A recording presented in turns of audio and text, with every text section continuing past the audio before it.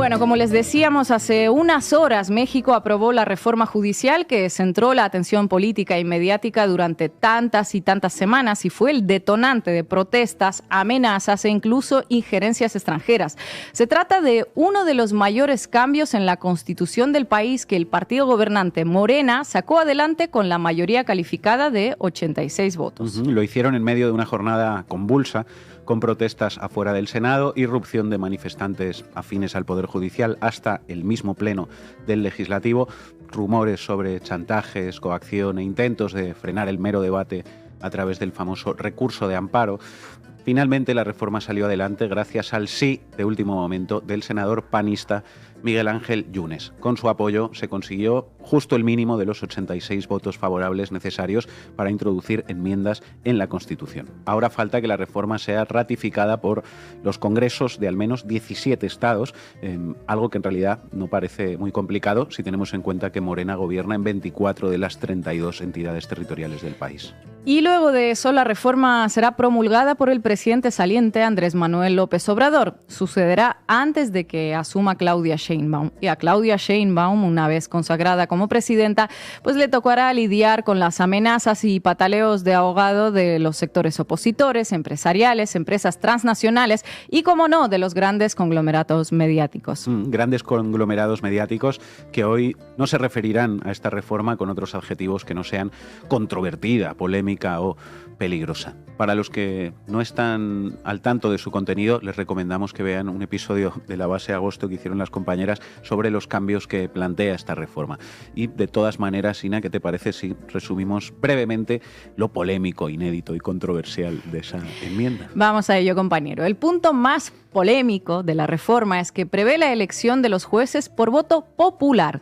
En 2025 se celebrarán elecciones directas de la mitad del Poder Judicial, incluida la Corte Suprema de Justicia. En 2027 se terminará eligiendo la otra mitad.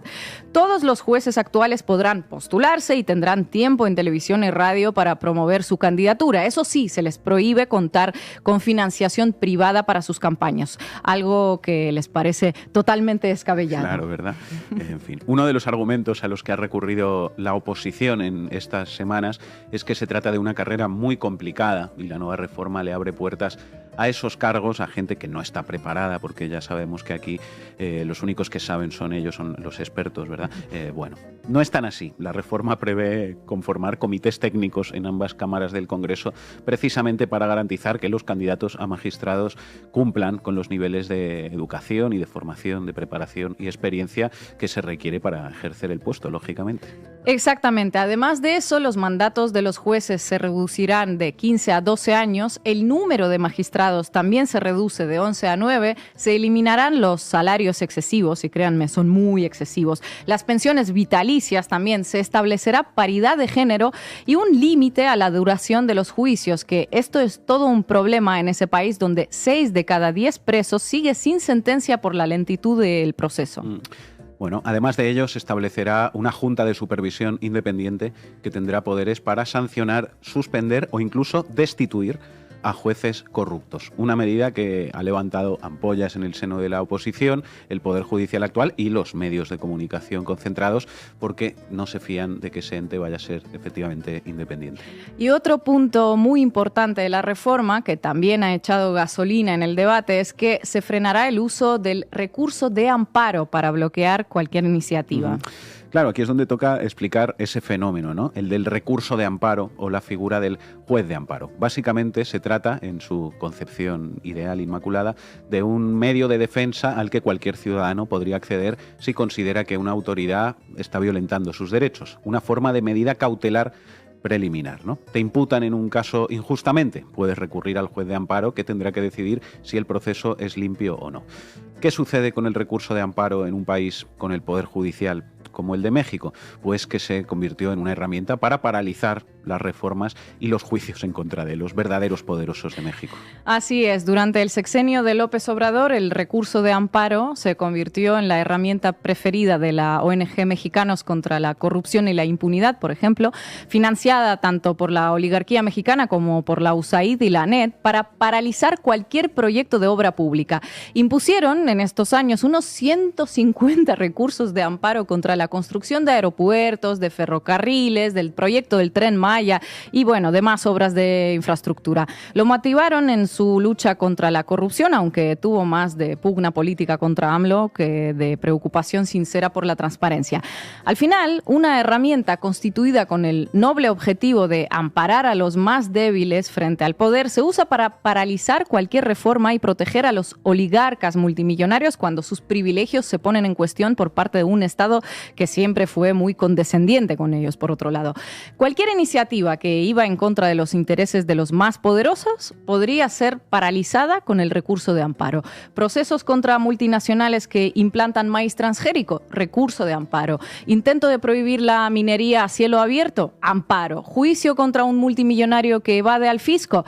Intento de regular a la banca, amparo, amparo, amparo. Es tan fácil y tan manido ese recurso que hace unos días un par de jueces federales intentaron aplicarlo contra el propio Congreso para paralizar la consideración y la posterior aprobación de la reforma judicial. Es decir, unos magistrados que quieren seguir cobrando sueldos obscenos y pensiones vitalicias sin que nadie les tosa, recurren al amparo, amparo, amparo para impedir que esta realidad pues algún día pueda cambiar, ¿no?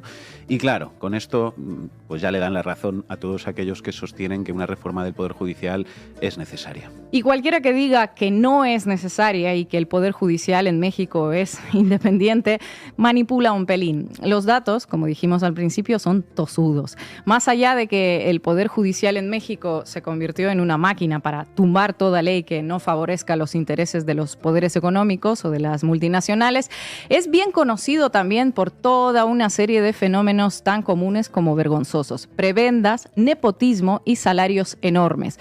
Por poner un ejemplo, la ministra de la Suprema Corte de Justicia, Norma Piña, ganaba en 2023 unos 445,000 pesos mexicanos mensuales netos, algo más de 20,000 euros al mes. ¿Qué te parece, nada compañero? Más y nada menos.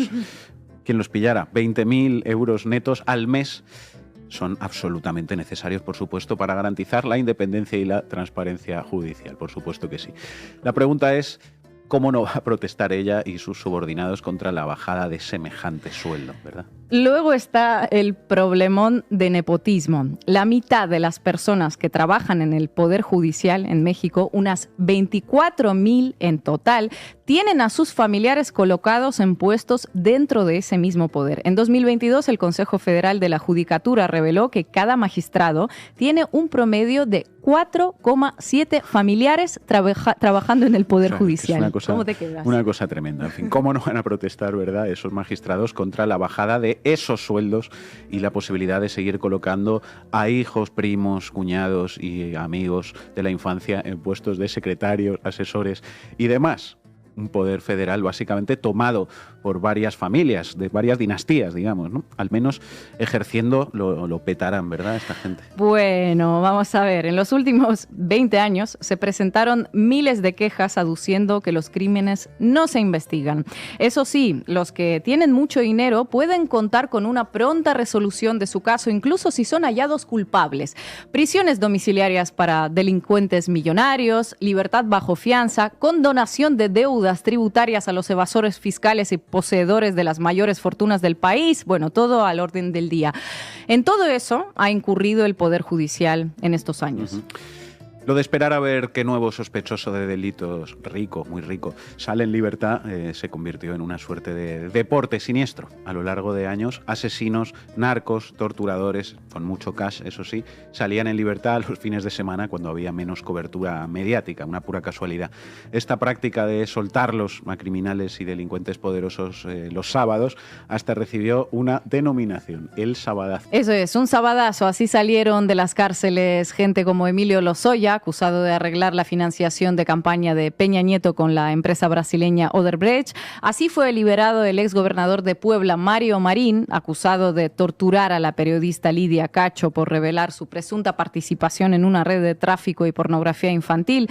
Rosario Robles, vinculada con la estafa maestra que malversó millones de pesos destinados al desarrollo social durante la administración de Peña Nieto, y tantos otros. Y todo ello frente a otra realidad realidad, la de miles de mexicanos sin recursos que permanecen años en prisión sin que sus casos lleguen siquiera a juicio.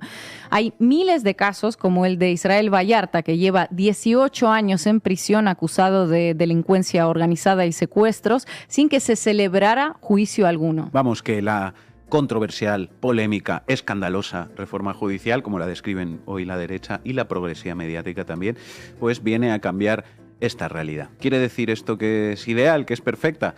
Bueno, no, pero vamos a ver cómo se implementa, veremos si reproduce los mismos vicios del Poder Judicial antiguo, los mismos modelos de privilegio y de nepotismo que estamos describiendo. Lo que está claro es que el Poder Judicial mexicano necesitaba una pequeña depuración, ¿verdad? Pequeñita nomás. Además, como recuerda Kurt Hagbarth, que ya citamos en su artículo para Jacobin, esta reforma debe entenderse en el contexto de las otras enmiendas constitucionales que el Congreso mexicano va a considerar en los próximos meses. Una mayor autonomía para los pueblos indígenas y afromexicanos, una mayor protección salarial y pensional, la prohibición del fracking, de la minería a cielo abierto y del maíz transgénico. ¿Cómo habría actuado el Poder Judicial tomado por Norma Piña en caso de llegar a plantearse la prohibición de glifosato, por ejemplo? Buena pregunta. Algo me dice a mí que favoreciendo a las multinacionales que lo utilizan en el suelo mexicano. Igual me equivoco, pero... En fin, lo que a los empresarios, diplomáticos de Estados Unidos y millonarios les preocupa no es que entre el narco en el Poder Judicial, como se han dedicado a convencer a los demás en todo este tiempo. No que se pierda la independencia, no que se vayan los inversores del norte. ¿A dónde se van a ir los inversores del norte? ¿Le van a dejar a México a los inversores chinos o cómo va a ser eso? Lo que les preocupa en realidad a todos esos actores es que el Poder Judicial nuevo les imponga límites a sus actividades lucrativas y extractivas en el suelo mexicano. Unas actividades que solían tener el blindaje legal de Norma Piña y sus subordinados. Eso es lo que quieren impedir a toda costa. Eso y que la fiebre por transformar se contagie, que la fiebre mexicana se propague por el continente. Una transformación que empiece en México, del Poder Judicial, de los medios de información, como nos hablará ahora Manu, de la mera conciencia y que siga más allá. El Poder Judicial, y no solo en México, es un fenómeno de América Latina y de Europa, está muy sometido a las oligarquías. Entonces está al servicio del poder económico.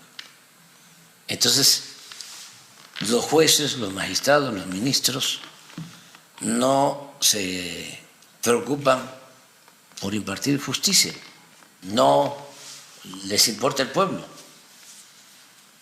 están al servicio de los que se creen dueños de los países, al servicio del poder económico.